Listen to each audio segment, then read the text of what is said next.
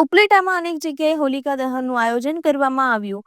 રાજકોટ જિલ્લાના ઉપલેટાની વાત કરવામાં આવે તો ઉપલેટામાં પરંપરાગત રીતે હોળી પ્રગટાવી પૂજા અર્ચના કરવામાં આવેલ। ફાગણ સુદ પૂનમની સંધ્યાએ ઉપલેટામાં હોળી રશિયામાં થનગનાટ જોવા મળ્યો હતો। લોકો દ્વારા હોળીમાં ધાણી, ખજૂર, મમરા, શ્રીફળ જેવી આહુતિઓ આપવામાં આવે છે અને પૂરી શ્રદ્ધા અને ભક્તિથી પરંપરાગત રીતે હોળીની પ્રદક્ષિણા કરવામાં આવે છે। ત્યારે ઉપલેટાના અનેક વિસ્તારમાં હોળી પ્રગટાવવામાં આવેલ અને દરેક લોકો દ્વારા આ ઉત્સવને ભક્તિભાવથી ઉજવવામાં આવે છે। રિપોર્ટર ભાવેશ ગોહિલ, ઉપલેટા। હું ઉત્તમ ઠુમર, શ્રી પટેલ સેવા સમાજ ટ્રસ્ટ આયોજિત અમે લોકો અહીંયા ઘણા વર્ષોથી હોળીનો તહેવાર અમે મનાવીએ છીએ, જેનાથી બધા આજુબાજુના જીરાપા પ્લોટના રહેવાસીઓ બધા દર્શન કરી શકે, દર્શનનો લાભ લઈ શકે।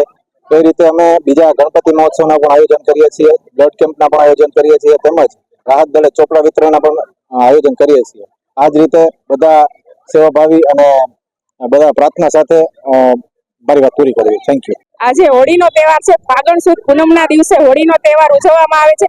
નવયુગ ચોકમાં સૌથી પહેલા જૂનામાં જૂનો હોળીનો અને નવરાત્રીનો તહેવાર ઉજવવામાં આવે છે। અમારા નવયુગ ચોક જેવી ક્યાંય પણ રોશની હોળીના તહેવારમાં ઉજવવામાં આવતી નથી। સૌથી વધારે માણસો નવયુગ ચોકમાં જ ભેગા થાય છે અને હોળીના બીજા દિવસે ધૂળેટીનો તહેવાર ઉજવવામાં આવે છે।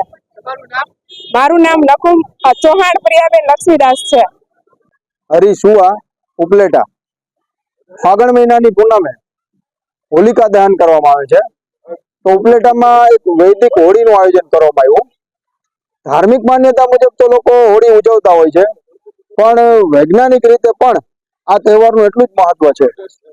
લોકો જ્યારે હોલિકાને ફરતે આટા લગાવે છે, આનાથી ઘણા બધા રોગોમાં રાહત મળે છે અને આખા ગામમાં આ વખત લગભગ 30 થી 35 જેટલી હોળીનું આયોજન કરવામાં આવ્યું છે અને સિકા ગ્રુપ દ્વારા પણ આજે હોલિકા દહનનું આયોજન કરવામાં આવ્યું છે અને હોલિકા દહનની સાથે સાથે બાળકો અને મહિલાઓ, બહેનો જે અહીં આવે છે એમના માટે રમત ઉત્સવનું પણ આયોજન કરવામાં આવેલ છે।